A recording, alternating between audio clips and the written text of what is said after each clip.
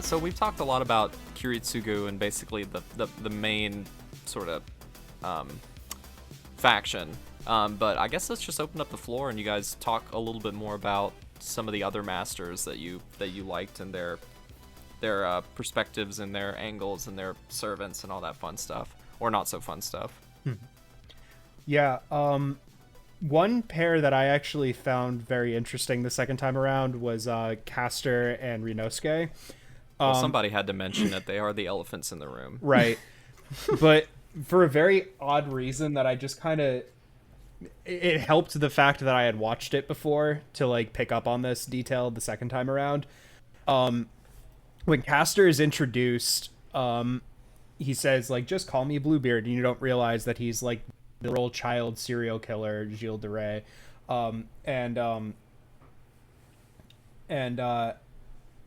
He lets the kid go, and you see the kid is like about to run off, and then jump scare, he gets devoured by magical tentacles. And he mentions about how despair is the sweet moment right when hope leaves the body. And I was just like, that's the end of the show. Like, that is literally the end of the show right there. That's the like, thesis. everyone loses hope at the end of this show. Like, everyone is so hopeful. Then Ryder gets killed. Obviously, he was going to. Saber discovers Lancelot's identity, or Berserker's identity as Lancelot. And then Kiritsugu has this grand plan of he's literally going to bring about world peace, and the Holy Grail's like, okay, how? And he's like, what? And then he's just like, okay, nope, change my mind, fuck the Holy Grail. And then he just destroys it and, you know, nukes a building and gets a son and everything and loses his wife. Yeah. And it was like, there was a lot of hope in the show, like, when I was watching it, and then it's all snuffed out, like every bit of it. Yeah, and I guess to recontextualize it to what happens after that, because I think that is important, and you did kind of mention that. I do think it is interesting that it starts off with like Ryunosuke and Castor basically being like child killers, and then the ending is a child being saved. And I'm like, okay, well, through all of this nihilism that Urobuchi likes to put us through, all this suffering, all of this snuffing out of hope, it's like, I think a good takeaway is that even after hope has been snuffed out, there still might be some. Yeah, I felt like Castor Ryunosuke, as kind of, it's kind of like with every other master servant pair, they all have like more specific motivations, I feel like, or maybe reasons someone would want to root for some of them. I feel like it's the hardest to get behind Team Castor here.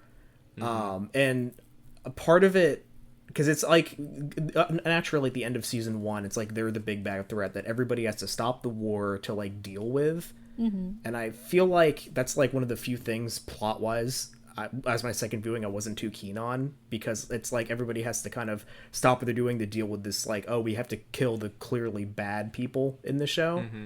I kind of wish that it played out a little bit more elegantly with them, because I feel like towards the end I kind of got a little bit done with their antics, because it was like, oh, we're just like killing people. I was like, okay, I guess, I don't know. I feel like the reasoning found a was magic a little bit... book. Why not? Yeah. I kind of wonder how it feels from the perspective of somebody who watched the original Stay Night and then watched Zero, like knowing all these people have to die, you know, something like that. The one thing I will say about the Castor bit that I thought was kind of funny was how he sees Saber and thinks that she's like Jeanne d'Arc. Yeah, and which is funny because Jeanne d'Arc is that's a much funnier joke, knowing like how every Saber looks the same now. Exactly. He confuses her with another Saber-face character, which is so funny to me. That was a much funnier thing this time around. Like, definitely.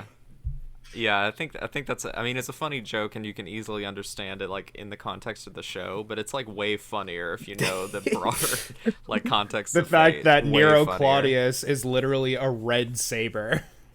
Yeah, exactly. Yeah. I think Castor and Rynosuke provide a really interesting wrench in this machine of these like elite mage people that, you know, they've got everything planned out, and then this one crazy guy sort of gets in the middle of it and ruins everything, and they have to stop all of their machinations and deal with him. I think that's a really interesting idea, and I think that's one of the things that I don't like so much about some of the later entries like Fate Stay Night and well, all of the incarnations of Fate Stay Night that I've seen so far. It's like everything is so in those, like everything is so localized to like following just like these sets of characters and like people in their bubble, that it feels like the Holy Grail War is extreme, is like weirdly localized. It's just like why is it that all of the saber like no why is it that like all of the mages and servants like already know each other? Like Yeah. you see what I mean? And like Zero involves like people from all over the world. I mean, most of them are like in the mages like sphere, so they do know of each other. They actually, but, like, Rynosuke is like a total wild card. Same with Velvet. yeah, Waver. I will actually say they do address Waver, that. yeah. They do address that to a degree. They mention, I don't remember why or what the context of it was, but they do mention at one point that when the servants are summoned to the world, they get like magical knowledge of the world. So I don't know if a history lesson is included in that. What do you mean? Like, I think it was when they were driving and Iris was driving like a madwoman. Saber is like, you know, I could have driven, right? And she's like, you know how to drive? And she's like, yeah, when we're summoned, we get like, you know, knowledge about the world and how it works. Yeah, well, I meant more so like who gets chosen by the Holy Grail to be a master. That's kind of what I meant. Sorry. Okay, Like, gotcha.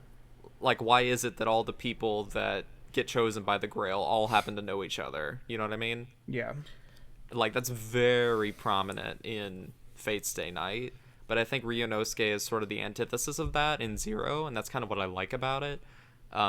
Because I do think it's, like I said earlier, I do think it's very funny in a weird, bizarre way that, like, this absolute mad dog gets involved in this fight that is ostensibly between these, like, very professional and very serious professional mages. Yeah. And they have to stop everything to deal with his antics. Yeah. Which, I say antics, he's killing children. There's nothing really antics about that. They were just like, oh yeah, this was a mistake. We should address this. Yes. I will Which I guess say totally though, makes I will sense. say though, the proctor, overseer, whatever he's called, is kind of going against the will of the Grail by being like, hey, how about we all stop trying to kill each other and all like focus on this one competitor? Well, Like, didn't he say he had the authority to make those choices? But I he's guess the it's all very referee. nebulous. yes, but also I'm gonna kind of call BS on that. It feels like a self-appointed role, given how Yeah. Hirei was that role in Stay Night. I see. Yeah, like And I feel like it's not like the... it seemed it's like not he like was the- in on it. Like it didn't seem Yeah. like he was being truly partial. Yeah, and there's really no way to tell because the Grail itself is so, like, mysterious. There's really no way to know if, like, he's just saying that, like, oh, I have the authority to do this, versus him actually having the authority from the Grail. Correct. So, it is a little bit nebulous, but, gosh, where else do we go? There's so many different rabbit holes to go into this story. I think really, I think I'll go out on a limb and say that if Waver and Iskandar were not in this show, I probably wouldn't enjoy it as much. Yeah. Yeah. They have a lot of charm and a lot of the humor in the show, which is a very dark show already, Yes. but like a lot of the lighthearted moments really come from their interaction alone almost. And I think it's a good for a natural break of the tension of what's going on. And also they're like best bros, and seeing them grow together is nice.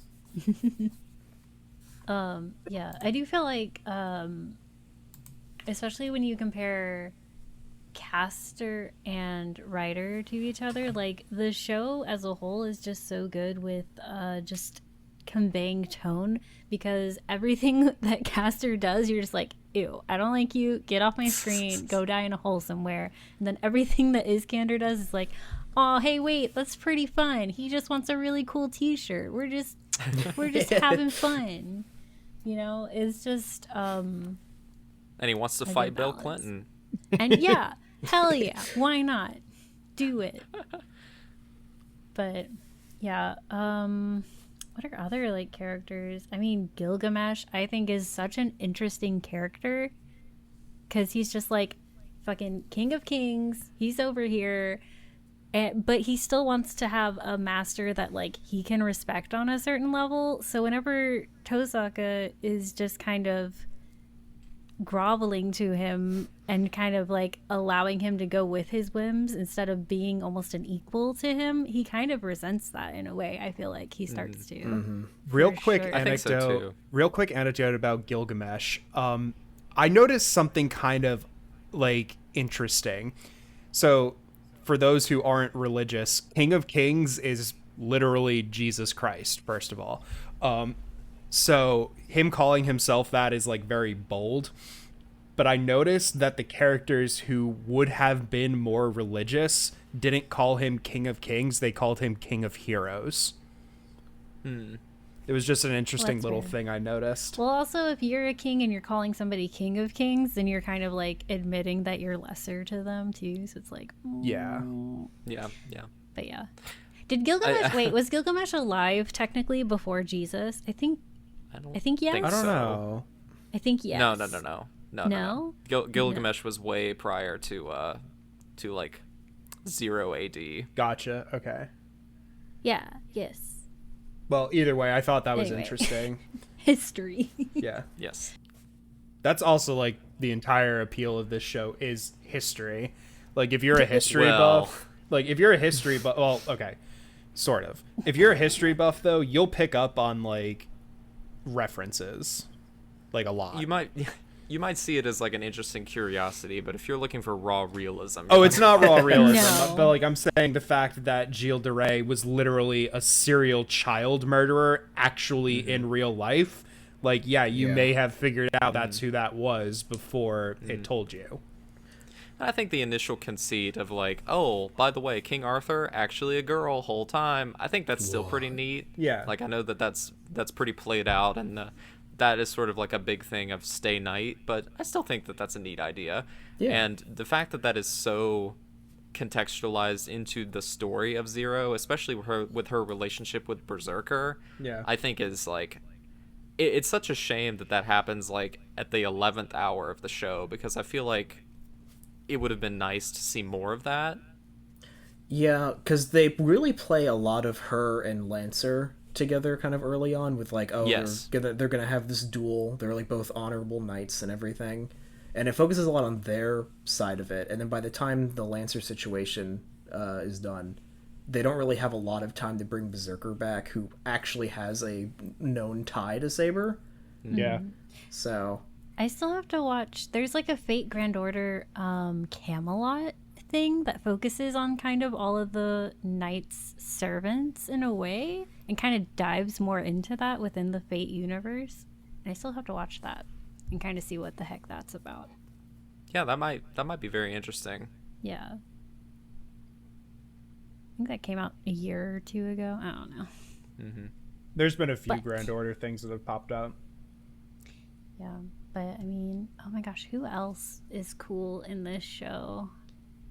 Well, I think, Will, you mentioned Lancer. I think Lancer, if I had to guess, Lancer's probably like a big fan favorite, because he's just great. He has like a lot of charisma, and like his back and forth with Saber is really fun to watch.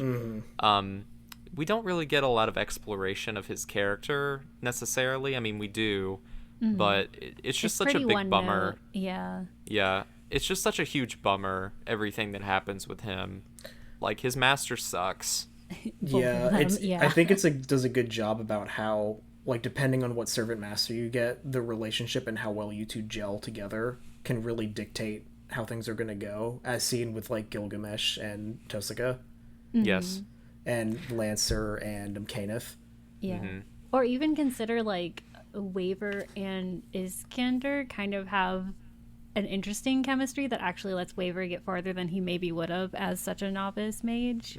If he had like, imagine if Waver had Gilgamesh or Yes. like what would have happened? It would have been totally different. And I think that's a real mark of strength for this show and the writing overall. It's that like every single master's relationship with their servant is wildly different from the other. There's none of them that feel like they just copied and pasted a dynamic, because they're all different. Everybody has such a distinct personality. Yeah. And I think that's a real writing strength, to have so many characters, but they're all unique. Yeah, and it's also delicately balanced. Like, it's such a freaking house of cards. Like, one wrong move or one thing toppling over here could totally just blow out the plans of everything else. Like Castor and Rynosuke existing. Haha, just punching right through. Here we are. Yep. Yeah, I don't know. Any other masters, servants, thoughts that we haven't really touched on yet? We didn't really talk about Karya and the Matoys. Oh my gosh. Yeah, gosh. Freaking I'm the like- underdog I'm where you're kinda- like, I hope everybody kills each other and he just somehow comes out on top so he can save that poor fucking girl in the Yeah, bug I'm basement. like torn on Karya because he was, in my opinion, really underdeveloped. Like, he felt like a massive afterthought. I kind of agree a little bit, because I feel like his whole motivation is just to save Sakura from the And then fate he, like, of utterly these fails. families. I mean, I think he did. Karya's is the most depressing on multiple fronts, because not yeah. only is he has to basically like destroy his entire body to like even get to the point where he can summon a heroic spirit in the first place, but he gets one that's like absolutely unhinged, and I bet that causes some issues.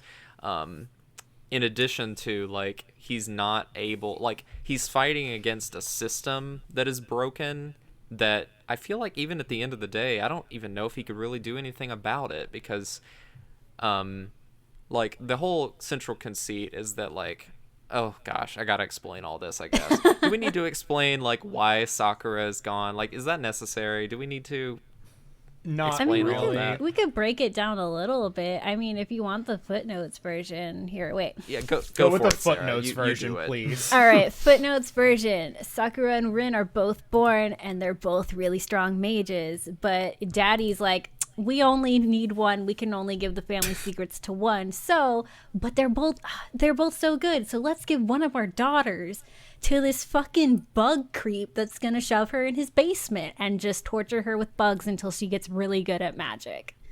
That's it. Yep. You said it better than I could have, Yeah. honestly. And Karya does not like that.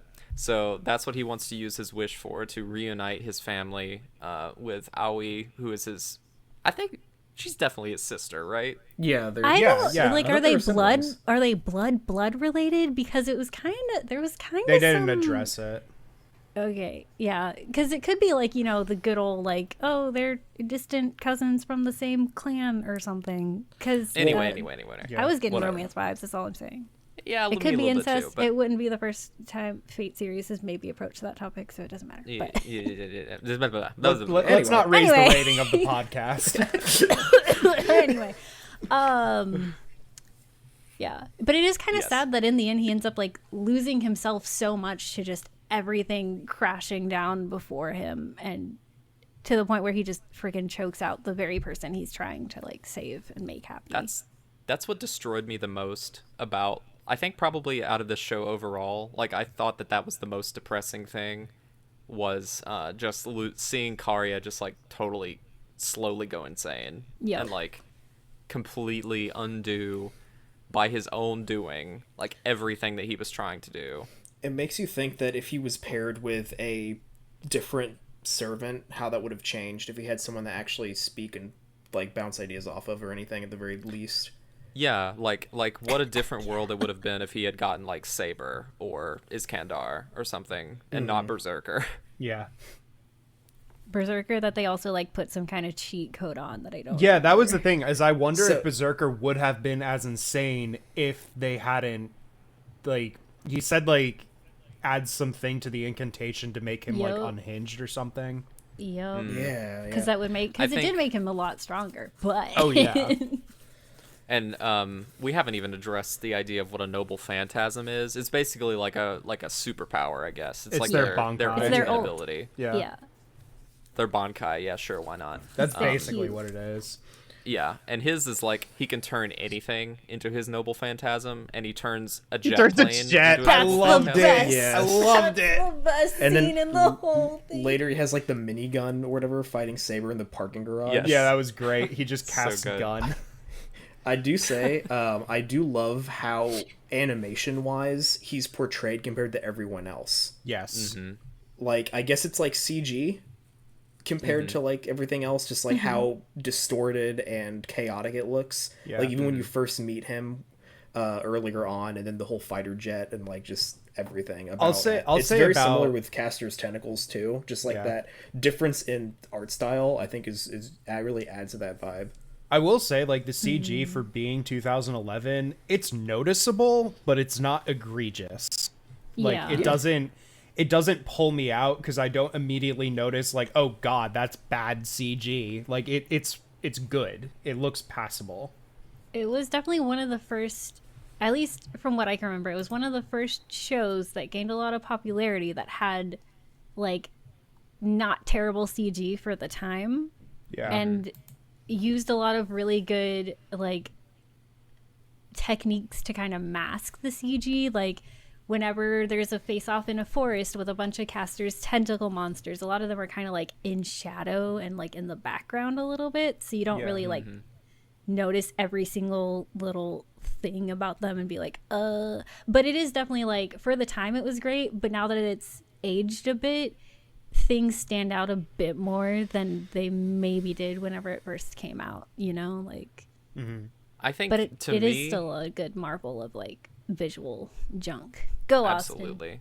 I was gonna say, to me, what stood out most was not a CG faux pas, but it was like a compositing thing. In the very end, where Saber, like after Saber finishes fighting Berserker, she's just standing in that long shot in the parking garage with all the flames around her, and I'm like, all of these flames look like stock footage of flames, just like pasted onto this anime. Yeah. And I know that this director of photography kind of prizes himself on kind of doing things that are a little bit more on the realistic end. So that's kind of why Fate Zero and UBW and to a certain extent Demon Slayer kind of have that look.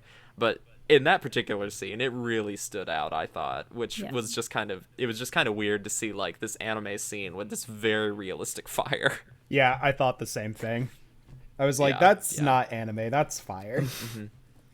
Right, and but I will say, like, if you gave me an episode of Fate Zero, like, pretend I was totally blind and had no idea when either of these things came out. Then why would Like, you be Fate watching Zero- anime? Hey, Dumb. blind people can watch anime. That's sort of, Yeah. Anyway, whatever. Anyway, if you gave me like an episode of Fate Zero at its best and paired it up against like an episode of Demon Slayer, I don't know that I could tell you that there was a decade apart. Yeah. I really don't think that I could, because I think they both look basically the same. Ufotable Yeah. also they're just so good, like all Yeah. the time. Well, They and have I really feel mastered like, this particular kind of style. Yeah, no, for sure. and Zero and Unlimited Blade Works really helped kind of push that style forward of like adding in all these different effects and like What year was all of that. UBW? 2014 14, and okay. 15 was second season. yeah. But and I feel like a lot of other animation companies kind of took that ball and ran with it in their own way. Like Wit Studio uses some of those similar techniques. Yeah. God, who Yeah, there are else? definitely moments But- in some of Attack on Titan that you can see kind of do a similar thing. Yeah, Doro- lots of like Doro- particle effects and I can never that say this bullshit. freaking show's name. Dororo did the same thing as well. Yeah. yeah. But yeah, Not to be like- confused with Dorohedoro or Durarara. Yeah, for real.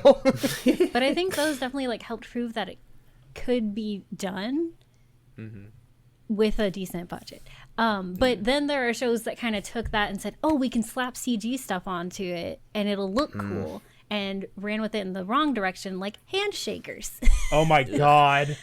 Yeah, I'll never where it's forget. A little bit I'll never too forget. Visually stimulating. Austin and I Yeah. sat down to like kind of sample the anime of the season one year, and we get to Handshakers, and we were both looking at each other like, "This is real. Like somebody made this." It's a blessing and a curse, really. But yeah. The anime gods smile and the anime gods frown. The It's anime that bus gods meme. giveth, the anime gods taketh the hell away. It's Right. that meme of the guy on the bus, and it's like the happy side's like CGI and Fate, and it's the sad side's like CGI and Yes. Handshakers. That's great. Gosh, too many memes in this episode. For real though. I will say, and I mentioned this off the podcast, but one thing that I did notice rewatching it this time that I don't think really stood out to me as much the first time I watched it was it kind of, and maybe you guys picked up on this, maybe you guys did, and if you feel differently, please say so, but I thought that generally speaking, some of the female characters in this show could have been done a little bit better. And I say that in the sense of like, I really love all the ladies in this show. I think they're all really great. But like Iris Veal, for example, is basically her entire identity is founded and sort of defined by Kiritsugu. And likewise with El Malloy's wife. Like she is very... especially, I think she was the flattest of the... I didn't. Absolutely. I did female not characters. care when she died. Yeah. Yeah, it was unfortunate. And I thought, Maya was a bit in the same vein as Iris Veal. It's like her entire existence was basically defined by Kiritsugu. Yes, but she was a And- strong female character. Well, here's the thing. I'm getting to that. I'm more concerned about like not capability, but like complexity? perspective. Yeah. Yes, and like them being able to define themselves. And I think Saber is the character that defines herself on her own terms the most in this show. Yeah. Yeah. Because she's And she's- basically a man. Yeah. Yeah, which kind of sucks, doesn't Yeah. it? It's like Yeah, a little bit. that does kind of suck. It's like the reason that she might be like that is because that she's played as a man for this whole time. So So of course she has complex motivations and emotions. What? that are her own and not defined by the other men in her life. Yeah. And It so is a little tricky. I didn't really appreciate that, and that to me that might just ring true. I don't think Urobuchi is necessarily like a raging like misogynist or whatever, but it does seem like the implications of some of the relationships that the female characters in the show have with other people and how their roles are defined are a little bit less than ideal. And plus, like, a lot of the women characters in the show just get treated so badly. Like, yeah. Iris Veal is, like, constantly being beaten up on. She's, like, strangled to death, basically. Likewise with Yeah. Aoi, it's like she's strangled to death. Was she? I thought she was Like- shot. Aoi? No, she Oh, gets sorry, not kind Aoi. of Never mind. Oh, Wrong okay. person. Okay, yeah, Yeah. she didn't die, but she's basically brain put in dead a little bit from Yeah. the brain dead strangulation. state. Brain deaded. And I don't know, that just stood out to me and gave me like a bit of a bad taste in my mouth this time around. I Like, kind of what caught that what do you guys too. think of that? Yeah, because just like I think you said it very well about how any sort of the female characters that do, they're kind of just wholly defined by their male counterpart. Like Maya, for example, like it's She's mentioned great, towards so the end how supportive. like. Yeah, how like she was brought in as a younger child by Kiritsugu, just like how he was back then. So like her whole personality is really just like how he was when he was younger. And like even towards the beginning, I kind of found it weird how she was like being a little bit more romantic towards him towards like the beginning of season 1. Mm-hmm. And it was Like, Like, Like, she really like she's kiss him on the famous. mouth. she does. Yeah, in, like, yeah, one of the she first did. scenes she's in, and it's like, okay, I get it, but it just felt like that her whole purpose and existence was really just for Kiritsugu's purposes, and like he didn't show much emotion towards her really. Mm-hmm. So I was like, I kind of wish that you were more of your own character. Same with Kaneth's wife, how like he or she only shows up for like a little bit and doesn't really do much except kind of has a thing for Lancer, which kind of doesn't really do anything for her character. And then It loses just a felt hand. kind of flat. Yeah, Yeah. it gets her And then shot. dies. Yeah. Yeah. And like Urobuchi can write, like in his other works, he's written like female characters, I would say. I mean, like, I did think they compared were. I to did this think they were one. good characters and they were interesting and I liked them. But like now that you do Yeah. mention it, you are right. And I do appreciate though that like even though Maya and Irisbale were in a way romantic rivals, they weren't really, and they kind of Maya did That's a a good lot to point. support Iri. So they kind of they definitely still had a really interesting and complicated relationship, but I think Austin did have a very good point that like for the two of them, a lot of their motivation was kind of defined by Kiritsugu, which maybe that means he's the main character, I guess. I don't know, dude. What? But No. but I mean, it is still like that's not an excuse to like not have more. I don't know. It's tough. Writing is hard, guys. Writing is hard. Oh, for sure. And again, you know, I But- mean, Urobuchi wrote this like over 15 years ago, so it probably doesn't have the best, you know, like well-rounded like Yeah. gender dynamics and things I'm like sure that. he And learned a lot of lessons from it, you know? yeah, and I'm not trying to be too down on it. It's just something that Oh, for stood sure. out to me this time that I wanted to point out because Yeah, it does kind of stand out. Yeah, and it's a pretty fair like argument either way. I feel like you could go either way with it. You could say like, well, they're pretty like interesting, complex characters, but also they are kind of like. My brain wants to say planularly, and I don't think that's a word, but planularly motivated, like very that. 2D motivated. That's a great word. But Plainly like PLANE, not PLAIN, right? I don't know. They all went in a plane, and then it got shot by a bazooka. Berserker's plane. Yeah. Oh, that's my okay. Wait, can we talk about favorite moments and scenes though? Because I think that's one of my favorite moments, almost in all of anime, is just freaking Berserker and Armored Knight taking over a freaking like Yes. fighter jet and just Yeah, flying It's pretty around. incredible. He's Yeah. just like, I am now plain. Yes, it's my favorite thing. Yeah, that was Well, I guess to great. go back to the ladies really fast. I mean, Okay. I do think Saber to me like 100% is like the most complex female character in the show because like she does not girl boss herself into the sun, which is great, you know. That's good. Yeah, she could have done that.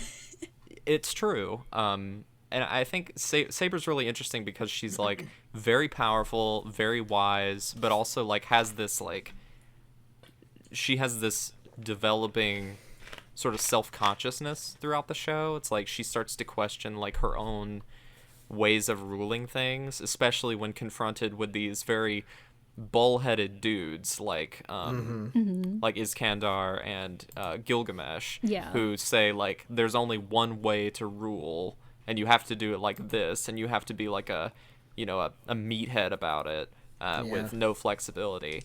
And you see that she like she has a little bit of apprehension towards that, but it also kind of shakes her a little bit about like, well, maybe I did do something wrong. And I think having that tinge of self-consciousness is like a form of wisdom in its own way. And she was like aware of how like maybe her actions could have affected Lancelot. But in the end, I don't really think she had much to do with that. Like, it sounds like that was totally a Lancelot thing and it wasn't her fault. It was his problem that he was trying to work through, wasn't allowed to work through it, and then also was like brought into this world incorrectly, so he was just an angry boy. Exactly. So I think that maybe she blames herself a little bit too much for what happened with Lancelot, which, you know, it's something that some of us do from time to time. Yeah, that's Go ahead. definitely going a little bit ahead here, but one of my two favorite scenes or bits from the show is that meeting of kings when they're talking about what it means to be a leader. And Yeah, I like kind that. of just like how you said, it's really about how the way that King Arthur led, more so about like the idea, the honor, chivalry, more so than leading or being led by someone because you admire them as an individual or admire their strength. And it is very more of a selfish way of being a leader from like Iskandar or Gilgamesh's point of view. But Saber still struggles with that idea because it's, I guess, harder to get people to follow you based on an idea rather than following you as an individual. And she does have a lot of that self-doubt. Like, she like mentions about how she knows when she's going to be like pulling the sword from the stone, this massive responsibility for her country she has, but still she struggles with those doubts as trying to lead people for that idea. It was interesting also because that was kind of touched upon again with Lancelot, where you heard his inner monologue at the end, and he's like, I felt terrible for stealing your wife, and I wanted you to punish me for it, but you didn't. And she was like, should I have, instead of just being like, nah, it's all good, like bygones be bygones and whatnot. Also, King Arthur canon lesbian. Yeah, right. Confirmed. All right, so there is a lot to say about this show, and probably a lot more we could say, but I think we've covered a huge portion of at least what we could talk about. But I guess going into the final stretch here, what are some of you guys' favorite moments, like, from the show overall? Will, I'm going to pick on you. You go first. Okay, so I did briefly mention already, but in terms of my favorite moments, there's really two that stand out to me. One of it's more of like a plot-centric moment. The other one's more of like a writing-centric moment. For plot-focused, the thing that I think of the most when I look back on this show is the culmination of Saber and Lancer's duel. They both come from this place of high honor and high respect, and there's so many different moments in the show, especially in the first season, where they like help each other out or do things for each other, save them from certain situations. And just seeing the culmination of that duel just get ruined by Kiritsugu and his methods for how he essentially gets things done, that like completely broke me when I was watching that for the first time. Because like when Lancer has to, to himself, and like he's like cursing everyone for going against honor, and like, I'll see you in hell, and like just like Saber's face, it's just like kills me every time. Because like also this is the first time that Irisfield gets to see how Kiritsugu really like does his stuff and how cunning and dangerous he is. Just like as a turning point from the show, just a lot happened in that. And it's also the only instance that Saber and Kiritsugu really get to have a talk about ideals for like 30 seconds before he drives away. But that still is one of my favorite moments just plot-wise of the show. And then real quick, going back to talking about like from the writing standpoint, the meeting with the King of Kings when they're all drinking, and like Gilgamesh, Iskander, and Saber are all just talking about what it means to be a leader and their definitions of like leadership and how they succeeded in life, if they did or did not. Just adds a lot of really interesting perspective from the ages that they're from and what it means to them to be like a true king. I had totally lot of that. Yeah, I had totally forgotten about that entire sequence. Like, but watching it this time, yeah, it was so good. Because that conversation stays with Saber for the whole rest of the show, even up through all the stuff with Lancelot about like, did she fail? Was she actually a good leader? Like hearing this from like Alexander the Great and Gilgamesh, like that really affects her, and it just adds so much to their like decisions that they make and how it carries them through the end of the show. Sarah? Okay, definitely Lancer on a plane. Or Berserker on a plane. I don't know why I want to call Lancelot a Lancer. Oh, wait. Yes. Lancer. Gee, I wonder. No, I say it out loud. Definitely that. And the first time that you see Saber's noble phantasm. Yeah. Thank you. You got that in real time, exclusively on Third Impact Anime. You're welcome. But yeah, also that the part of the fight where you get to see Saber's noble phantasm for the first time is just mystical and amazing. Yes. That was gonna be mine. Oh well, you can. That's You okay. can. It can still be yours. We can share. Thank you. I appreciate that. Yeah. You can't share the girl. I feel like a lot of the like philosophical discussions between Gilgamesh and Kotomine in the like church basement or wherever the hell it is that they meet. Is it the church basement or like Tosaka's basement? I never really. I think It's it was Tosaka's Tosaka's basement. basement. Okay. Yeah. Okay. Yeah. Yeah. I feel like a lot of those just kind of stick out in my head whenever I think about Fate Zero as a series of just like, maybe because they happen so often, but because there's a lot of really weird, important stuff that they talk about like well, maybe you care about Kamiya so much, not just because you're trying to like look into the situation, but because part of you like is rooting for him in some way. Anyway,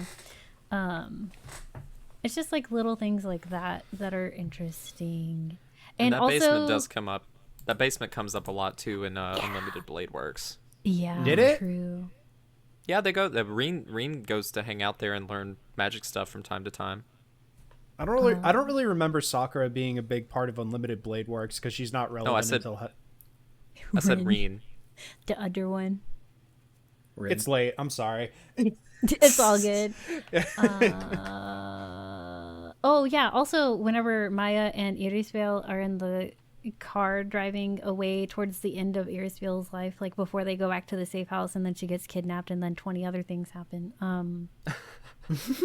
But they have a really nice conversation that's like, I'm dying. Oh shit, does Kiritsugu know? Yeah, he fucking knows. Oh, okay, cool. All right, cool. I'm gonna leave shit to you. All right, cool. I maybe got it. I don't know, dude.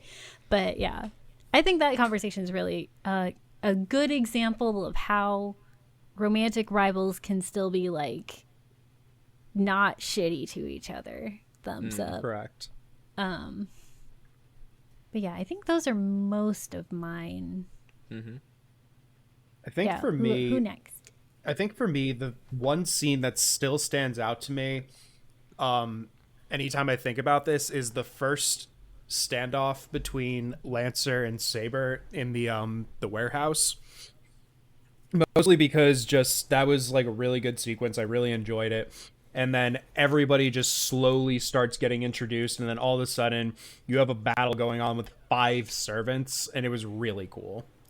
Mm-hmm. Like I just really enjoyed that sequence, and yeah, I enjoyed the parlay of the kings, and obviously Lancelot is a jet.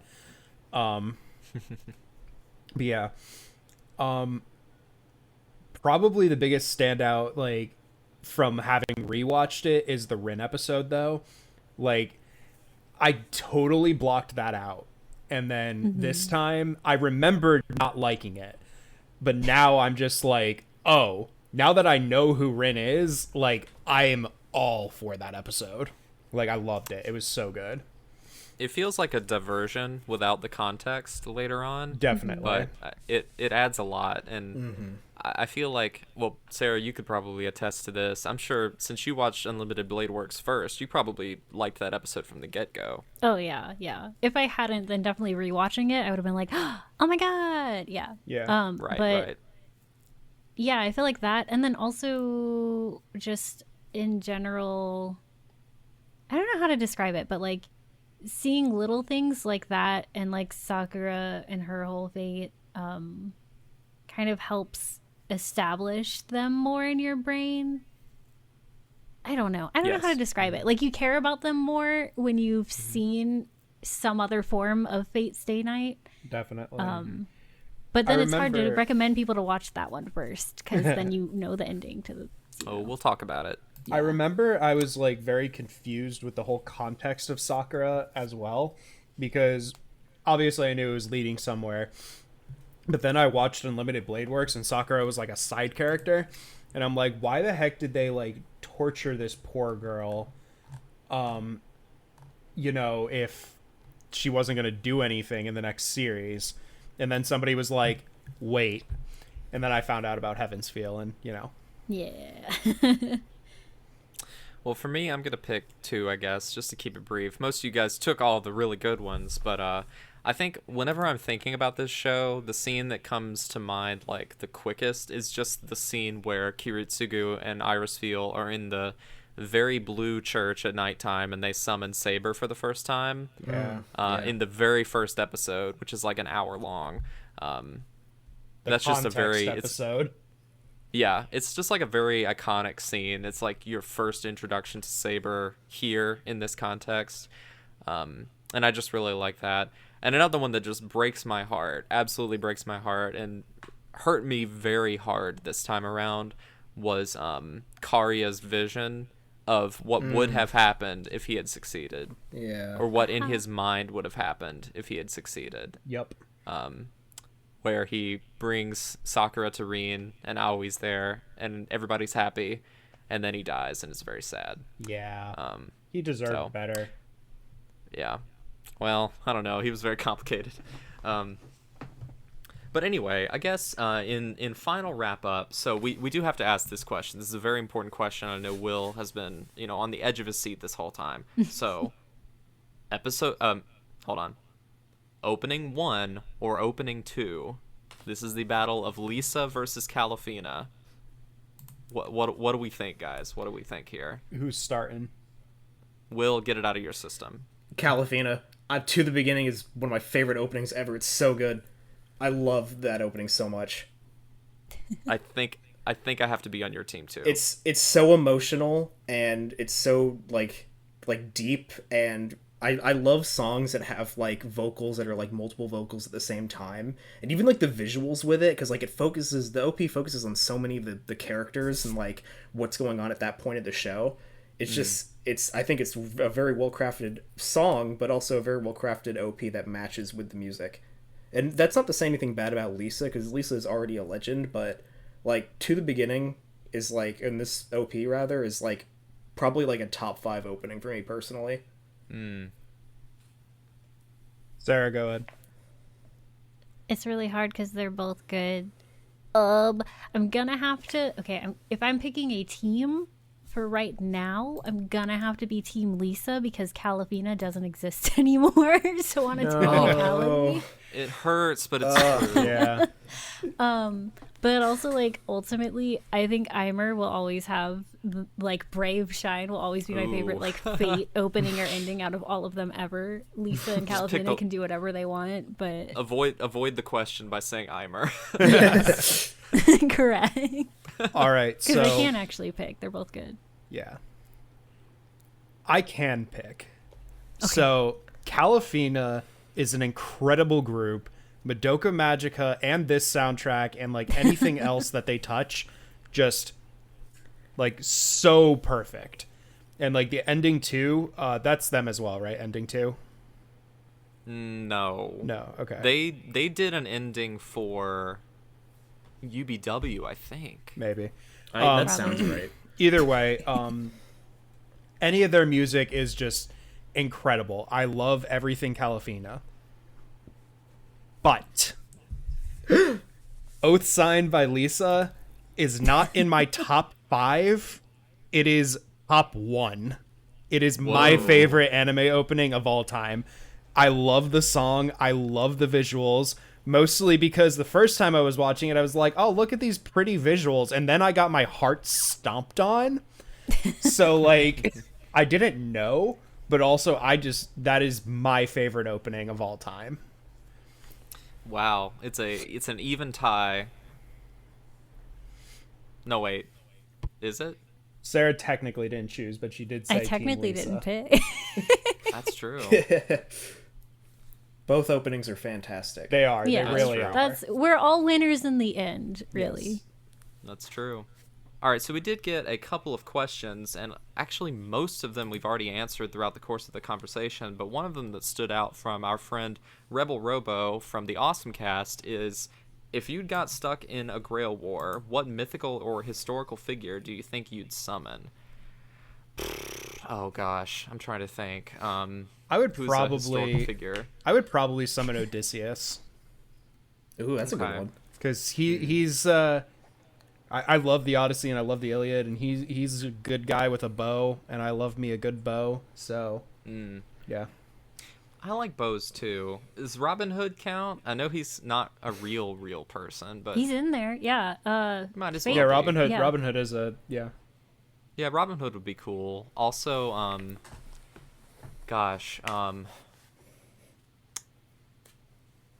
maybe Jonah. That'd be sick. Like, he could fight with a whale. Oh, like the that's Bible his Jonah. Phantasm. His noble phantasm. He summons a whale like Child from Genshin Impact. Yeah. He's just like, oh yeah, you have a sword, whale. Yeah, that's mine. It's I'm going biblical. It's Jonah. Okay. With a whale. I mean, I don't know how he would fight otherwise. It might be like fighting an ant with a nuke, but didn't he like have he's a got a big stick whale. or something? Sure, why not? People walked with sticks back then. Yeah, I don't know. Like, I feel like that's a thing. So, I would hope that I would summon Saber or any sort of Saber-faced character. But You would. I also think it would be great because, I'm a big American history kind of guy. So I think it'd be interesting to get a more modern hero, maybe like Abraham Lincoln. I was 'Cause he actually was thinking General canonically a Patton. pugilist. I was thinking General Patton. Lincoln was historically a pugilist and loved to wrestle. I think he could, probably take a tussle or two. Yeah. Well, like, just think, like, George, or whatever, John Patton, whatever his first name is. George Patton. George Patton. George. Yeah. World War II Patton, the 5-star general guy. He would be, like, the ultimate archer class, because it would be, like, a tank. Would that be a rider though if it's a tank? Ooh, that's a Either- that's These a are the conundrum. questions. Either way, he's coming back as a little girl. Yeah. That's just how fate works. No, that is absolutely how fate worked. So instead of George S. Patton, it would be Georgia S. Patton. Sarah? I would probably just end up doing somebody who's like shafted me in Fate Grand Order and just trying to summon them in the real world. So like, So you could tell him off? well, no, just so that then I could have them. I see. Oh, you mean ones you haven't been able to pull? Yeah. Uh-huh. I thought you meant a unit. I thought you meant a unit that failed you. No, just ones that I can't have in the game without spending exorbitant amounts of money, which unfortunately I am financially competent, so I don't dump too much money into That's couches. good. That's good. That's your wish for the Grail, is to get good pulls. Yep. Good gacha luck. That's my wish. I think To get a better either, luck stat. Yeah. Okay, either Demon King Nobu, they're cool as hell, or Musashi. Any Musashi. Oh, yeah. Ooh, yeah. Because she's super cool looking. I think she's also kind of a saber face a little bit, but Yeah. not too much. Yeah. Yeah. But one of Dem's. Dem's good. Yeah. And the final question, I think we could go in some different ways for this. So is Zero where people should start if they want to get into the Fate series? I'm a little bit torn on the answer to this question. Are there any of us that started with Stay Night? Yes. like OG stand? Yeah, Sarah. Okay. But I'm gonna be honest, by the time Unlimited Blade Works, I didn't watch Zero or Unlimited Blade Works until like years after they had come out. So then I watched them in flipped order too. Uh-huh. And by the time I watched Unlimited Blade Works, I had forgotten the majority of what happens in Fate Stay Night 06. But yeah. So, I mean, I guess I'll tell my perspective. Like, from my perspective, I've kind of said it already, but it's just like, there are definitely things in Zero that make more sense once you've seen Unlimited Blade Works. But because you already kind of know how it ends, you kind of have to be wanting to experience the journey rather than anticipating the destination of the series. And if you feel like you're cool with that, then definitely maybe go for Unlimited Blade Works first. But I feel like it could honestly be either one. Yeah, I really don't know. Like, Zero is a good place to start because then you have context for when you watch Unlimited Blade Works. Yeah. But also you miss out on some of the nuances that also come when you watch a prequel. Yeah. Yeah. I think my recommendation would be contextual on how interested someone is. Like, if you're really interested in Fate, like you watch a lot of anime and you've got a lot of patience, maybe watch Unlimited Blade Works and then Zero. But I think if you're looking to just pick one of them, I think maybe picking Zero would be the better way to go because, at least in my personal opinion, I think it's the better show. Like, I think Zero is just a little bit better than Unlimited Blade Works because I think it has a more interesting story and more interesting characters. And you don't have Archer screaming, "Unlimited Blade Works," like 40 billion times and me still not knowing what it I am means. the bane of my soul. I have Yeah. the bone in my sword, exactly. Yeah. Oh, bone. And I said like bane. they're kind of different stories. Like Fate Zero is like a dark drama, whereas Unlimited Blade Works is more of like a traditional sort of like action show. Yeah. I mean, it has some hard drama in it, and I know You also like Heaven's Feel definitely is a lot more serious, but yeah. You also definitely don't root for everybody in Stay Night. Like, that is the biggest advantage of Zero, is you like most of the characters. Like, yeah. Which is very unfortunate. Yeah, because they all you die. know there can only be one. But like Unlimited Blade Works, there were some like extra characters that I liked, but like for the most part, like I didn't care about half of the summons or like their masters. Yeah, like their teacher or whoever that gets in the Grail War, I just didn't care for him at all, like at all. Yeah, like, he's I so agree. forgettable. Yeah. And also the fact think- that Kirei turned out to be like Lancer's master, and I'm just like, yeah, I knew he was eventually gonna do this because I watched Zero. Like, I feel like, okay, actually, that's a point for watching Unlimited Blade Works first, is you don't know Kirei is a shit heel at first. So, like, when he actually reveals, like, haha, I am Lancer's master, it's like, oh, actually shocking. Probably, maybe. Yeah. I'm a bit biased because Fate Zero is, like, probably in my top 10 favorite anime. But I do think that in a lot of ways, Unlimited Blade Works is a little bit more easier to recommend / accessible. I think Austin said it very well, because like Zero is a lot more darker, grittier, whereas Unlimited Blade Works is a little bit more lighthearted. It's a little bit of a more traditional hero story in a way. I do think that Zero does a great job at explaining how the Holy Grail War works. Because I know people get confused on the whole, like, info dump, like, episode 1 of, like, when they're explaining the Kirei, like, okay, so these are servants, these are what masters are, and it's, like, a lot of terminology at you at once, but I think... Legitimately... I haven't seen Unlimited Blade Works in a while, but I think that Zero does a really good job at explaining just how the world works.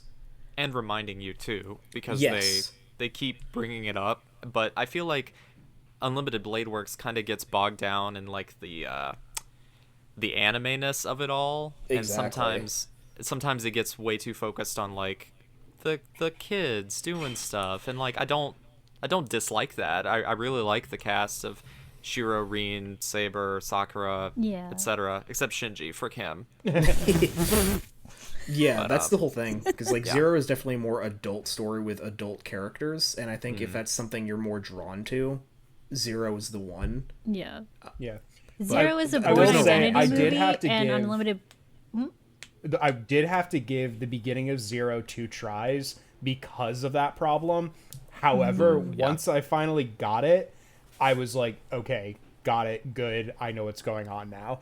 Like, I got like 3 episodes in, and I was just like, I am so lost. And I think I told you that, and you told me, like, start over.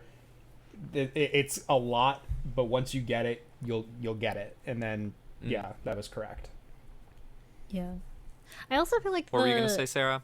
Oh, I was gonna say, okay, so like Fate Zero is like a Born Identity movie with some magic sprinkled in, and then Unlimited Blade Works is like peak high school kid fantasy kind of thing. So it just kind of depends on who's asking for like what you think will hook them to. That's true.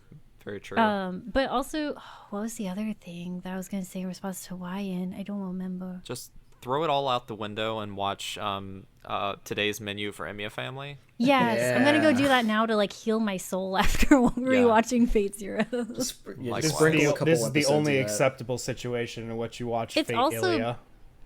Oh, okay. Well, I could try that. I do like mad. I don't know. I feel like you would like that. Austin, I know, has like a tirade about that show. There's a quick story I want to tell because it's very funny. I think I know where you're going. Yeah, with you this. know where I'm going with this, but our listeners don't. So It's a good story. Austin and I went to Triad about like 7 years ago at this point. This is quite a while. It was ago. a long time ago, and also, I had just finished watching Fate Zero, and I was kind of diving into Fate. I think I actually finished Stay Night by this point, and so I see Fate like Halid or whatever it's called, and I message Austin. I'm like, "Hey, is this one worth it?" He messages me in all caps, "Frick, no." So I was just like, "Oh, okay." And so then I found out it's like, some magical girl show, and I was like, "Okay, fine, whatever." And then Austin goes to a panel that's like a game show at Triad, and he wins, and we're all happy for Austin. Guess what his prize was? It was the DVD of that show, and I've never seen him just look like so perturbed. Like, yes, I won, but at what cost? Aw. That's kind of how I felt at the time. I was like, wow, I won, but did I? Yeah. What did you ever do with that thing?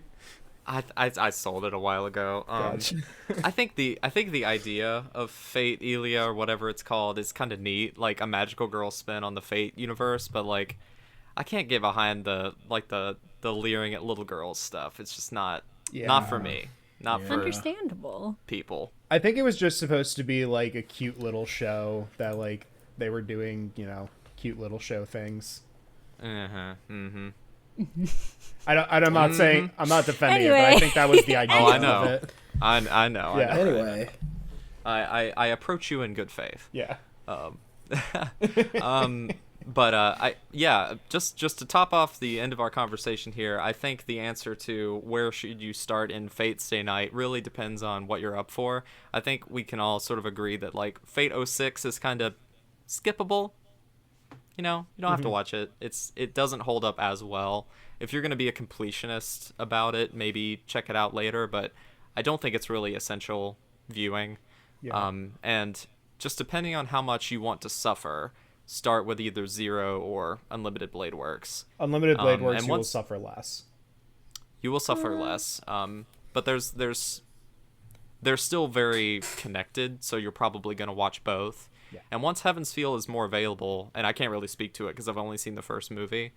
I don't want to get too far on this conversation, but to me, Heaven's Feel feels like a better sequel to Fate Zero from what I've seen, because they actually address a lot of the things with Sakura that are set up in Zero, whereas in the other two, they kind of don't.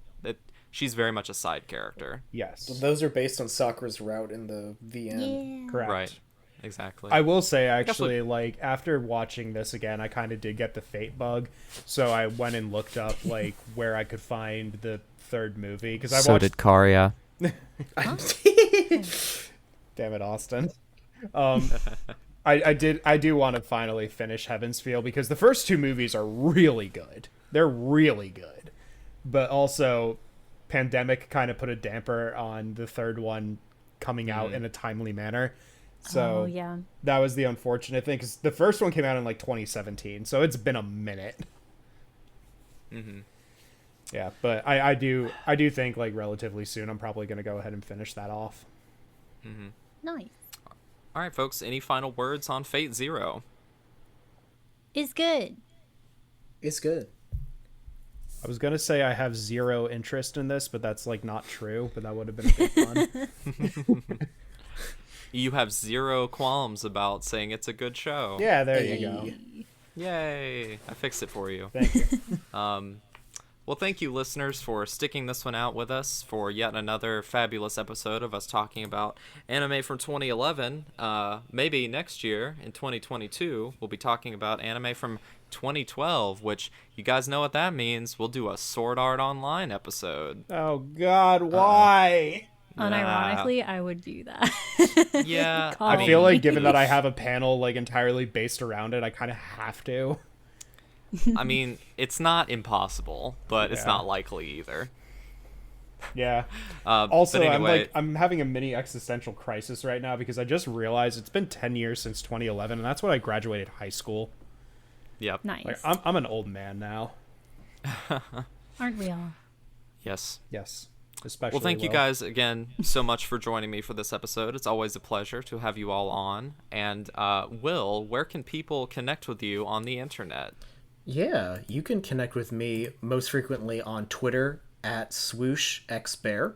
I also, in my spare time, upload video game reviews on my YouTube channel, where I recently covered Metroid Dread, and we'll have a new video up at the beginning or halfway, sometime in January.